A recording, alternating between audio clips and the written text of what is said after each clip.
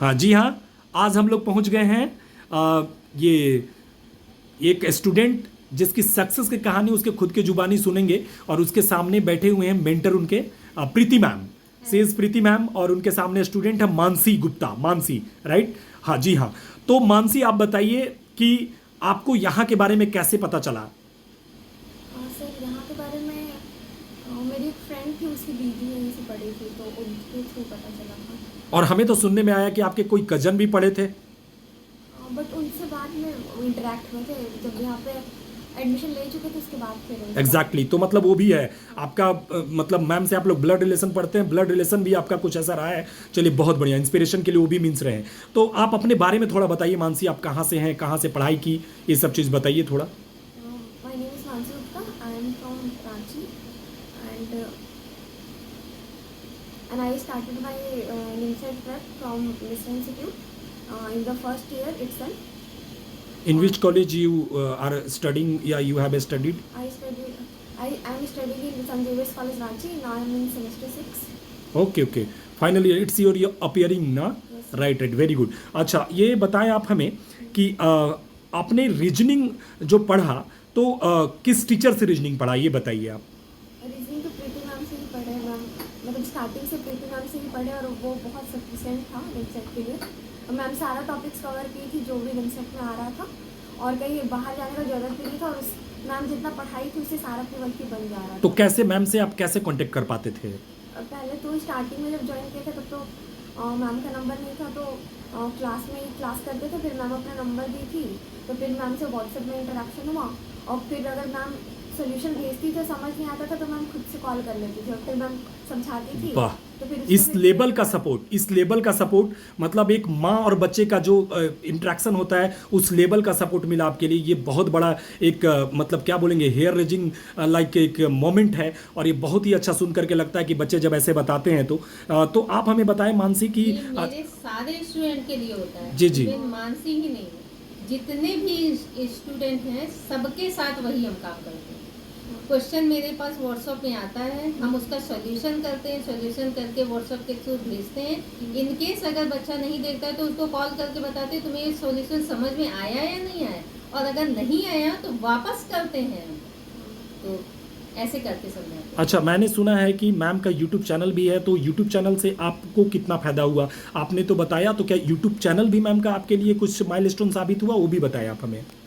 Starting में तो classes करते थे तो फिर वैसे वीडियोस का जरूरत नहीं पड़ा था, बट लास्ट में जब रिवीजन करना था तो कोई चैप्टर्स का, तो सर मैम शॉर्ट में सारे चैप्टर्स रिवाइज करवा दी थी। बिल्कुल बिल्कुल, वो कहते हैं ना प्रत्यक्षम किम प्रमाणम। जब सामने ही भाई दयानिधि अवेलेबल है तो कहाँ दिक्कत है, वो आप सब चीज़ डाउट क्लियर कर दे रही हैं। लेकिन अब लास्ट में बच्चे सेल्फ स्टडी करने लगे तो वहाँ पे व्हाट्सअप से क्लियर किए, हर तरह से किए, यूट्यूब भी मैम का देख लिए, बहुत बढ़िया। चलिए अच्छा, आप हमें बताएं कि क्या मैम जो पढ़ाती थी वो इनफ था या फिर लगा कि नहीं कभी और थोड़ा कहीं से हमको मिल जाता तो अच्छा था, ये बताएं आप हमें।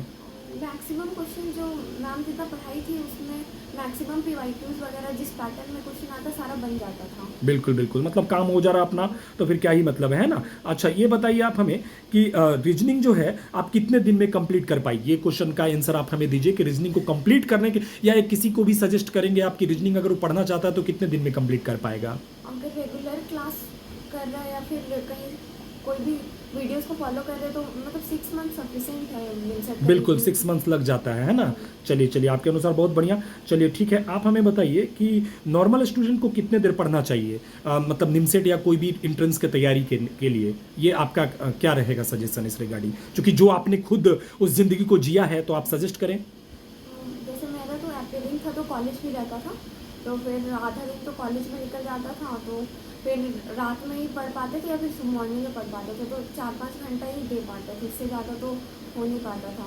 बट अगर मतलब बहुत कोई का रहता है कि कॉलेज अटेंडिंग नहीं रहता तो फिर वो लोग ज़्यादा टाइम दे सकते हैं, 7-8 आवर्स। नहीं तो फिर ये तो बात वही हुई ना कि हमें लगता है कि 5 घंटा बच्चे के लिए आपके अनुसार, चूंकि एज ए सक्सेसफुल स्टूडेंट, चूंकि आप एनआईटी जा रही हैं, आपको भाई बड़ा बड़ा कंपनी में ये होगा, आप इंटरनेशनल ये जाएंगी, हर तरह के ये करेंगी, तो चूंकि आपने तो कह दिया 5 घंटा और आप करेंगी कि अगर भैया इससे भी ज़्यादा पढ़ोगे तब तो फिर सोच ही लो कि क्या होगा। और अभी तो मतलब सोच लो कि हम यहाँ पहुँच चुके हैं, तो आपके अनुसार 5 घंटा बताइए, आप कॉलेज करके और ये करके कर ली तो ये बहुत बड़ा अचीवमेंट है, हम यही कहेंगे। 5 घंटा इसलिए बोल रहे हैं, अगर आप किसी भी अच्छे टीचर से पढ़ रहे हैं और अच्छा टीचर अगर आपको 2 घंटा भी पढ़ा दे रहे हैं ना, तो वो 7-8 घंटे के बराबर हो जाता है। हमारे यहाँ जितना भी हम लोग पढ़ाते हैं, क्लास करते हैं, वो क्लास में ही मैक्सिमम क्वेश्चन सॉल्व करा देते हैं। बच्चे लोगों को घर में ज़्यादा मेहनत करने की जरूरत ही नहीं पड़ती, क्वेश्चन प्रैक्टिस कर लेते थे इसीलिए। हो जाता तो मतलब हम ओवरऑल ये पूछेंगे कि प्रीति मैम के पढ़ाई से आप कितना संतुष्ट हैं, ये बताएं आप हमें।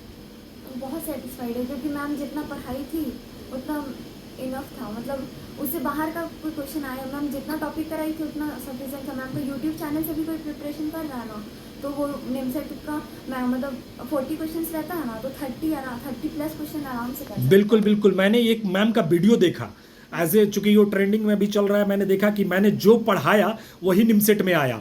तो ये चूंकि मैम कह रही थी तो लोग कैसे मानते, लेकिन अब वही हो गया कि सक्सेस की कहानी खुद स्टूडेंट की जुबानी। तो ये सुन के अब ये बात भरोसा हो जाता है, बिल्कुल सही। तो एकदम हम कहेंगे बहुत अच्छी बात है, आपसे बात करके बहुत अच्छा लगा, बहुत एनर्जाइज। और चूंकि बच्चे का जो खुशी जब मिलती है ना, वो चेहरा देख के मेरे को लग रहा है, चूंकि हम जो देख पा रहे हैं, और बहुत बढ़िया, अच्छा बात है। तो आप फाइनली ये बताइए कि किसी भी स्टूडेंट को कब तैयारी शुरू कर देना चाहिए निमसेट का? First year, second year, pass out, क्या आपको लगता है कब शुरू कर देना चाहिए? फर्स्ट ईयर ही में शुरू कर देना चाहिए, क्योंकि कॉलेज वगैरह भी रहता तो फिर साथ में हो जाता। और मतलब मैथ्स में सिलेबस भी ज़्यादा रहता तो आराम से उसको डीपली पढ़ पाएंगे। क्योंकि ऐसे 1 साल पहले स्टार्ट करने से फिर होता है कि जल्दी जल्दी सिलेबस कंप्लीट करना, तो उतना बेसिक पे नहीं जा पाते। ऐसे बेसिक से फिर अगर फर्स्ट ईयर से ही कोई बच्चा स्टार्ट कर रहा है तो वो बेसिक से मतलब बेसिक से पढ़ सकता है। मैथ्स में भी मतलब 30 चैप्टर्स हैं मतलब ओवरऑल, तो उसमें बेसिक से कर सकते हैं। अच्छा, तो आप कब से शुरू की थी? फिर फर्स्ट सेमेस्टर के बाद ज्वाइन करेंगे। अच्छा मैम, आप क्या सजेस्ट करना चाहेंगी बच्चों को कि कब से शुरू करना चाहिए? हम तो ये बोलेंगे, निमसेट कॉम्पिटिटिव एग्ज़ाम है, जितनी जल्दी आ जाए। ये यूनिवर्सिटी का तो एग्ज़ाम होता नहीं है कि पता चला 70% आ गए तो भी फर्स्ट डिवीज़न, 80 आ गए तब भी फर्स्ट डिवीज़न, 90 आ गए तब भी फर्स्ट डिवीज़न। यहाँ 2 ही ऑप्शन रहते हैं, या तो पास या फेल। अगर आप एग्ज़ाम क्वालिफाई कर गए इट मीन्स आप पास हैं, क्वालिफाई नहीं कर पाए तो फेल है। तो मेरे अनुसार तो जब कंपटीशन ही देना है तो आप जितनी जल्दी स्टार्ट कर दीजिए उतना अच्छा है। कंपटीशन का मतलब है जब आप उस फील्ड में महारत हासिल कर दें, मास्टर बन जाएंगे, तो कंपटीशन, कोई भी कंपटीशन हो आप निकाल लेंगे। अभी तो इवन जो मेरे पुराने स्टूडेंट हैं, मेरे ही यूट्यूब चैनल से इंटर्नशिप के लिए रीजनिंग पढ़ रहे हैं। बहुत सारे अभी भी मेरे को कॉल करते रहते हैं, बताते भी रहते हैं कि मैम मेरा यहाँ। अच्छा, जाने के बाद भी इसका योगदान रहता है इस चीज़ का है? आज भी मेरे टच में है और आगे भी रहेंगे, और ये लोग भी रहेंगे और इनका भी हम हेल्प करते रहेंगे। और जब तक लाइफ रहेगी तब तक तो हम अपने बच्चों का ही हेल्प करेंगे। अच्छा, फाइनली लास्ट में एक क्वेश्चन रहेगा आपसे मानसी गुप्ता जी, कि आप अपने जूनियर्स को क्या मैसेज देना चाहेंगी, क्या सजेस्ट करना चाहेंगी किसी भी एग्जाम के प्रिपरेशन, बेसिकली निमसेट के प्रिपरेशन के रिगार्डिंग? निमसेट का प्रिपरेशन मतलब जितना जल्दी हो सके उतना स्टार्ट कर देना चाहिए। और मतलब जैसे पता चला स्टार्ट कर देना चाहिए, उसके बाद फिर मतलब उसका पैटर्न देख, सबसे पहले तो सिलेबस देख लेना चाहिए कि उसका सिलेबस क्या है। और मतलब जैसे मिशन इंस्टीट्यूट है, मतलब अच्छा कोचिंग चाहिए होता है और उसके अच्छा गाइडेंस चाहिए होता है। और यहाँ पे जैसे प्रीति मैम है, मिश्रा सर है, ये लोग बहुत अच्छे से गाइड कर देते। जब हम ज्वाइन किए थे, मेरा पर्सनल जो मेरे को कुछ नहीं पता था निमसेट के बारे में, क्या होता नहीं होता कुछ नहीं पता था। फिर यहाँ पे धीरे धीरे क्लास किए तो फिर समझ में आया कि क्या है कैसे करना है, नहीं करना, मतलब कोई आइडिया नहीं था। फिर धीरे धीरे क्लास करते करते फिर समझ में आया कि हाँ निमसेट क्या है, उसके पैटर्न क्या, किस टाइप का क्वेश्चन आता है, कैसे सॉल्व करना है, फिर ट्रिक्स, फिर उसको रिवाइज, फिर सर जितना पढ़ाते थे उसको रिवाइज करते थे और फिर PYQs वगैरह सॉल्व करते थे, इतना इनफ था। और उसी को रिपीटेडली करते रहना, ये नहीं कि बीच में छोड़ देना। वैसे मेरा कॉलेज का एग्ज़ाम रहता था तो मेरा खुद बीच में छूट जाता था, तो वो नहीं करना, मतलब अगर हो पाए तो रेगुलर बेसिस में करते रहना। हम अच्छा। यहाँ एक बात और बोलना चाहेंगे, जैसे आप किसी भी डॉक्टर के पास जाते हैं, मान लेते हैं सर्जरी के लिए, तो सब पर्सन ये सोचता है कि स्पेशलिस्ट के पास जाएं ताकि अच्छा सर्जरी हो जाए।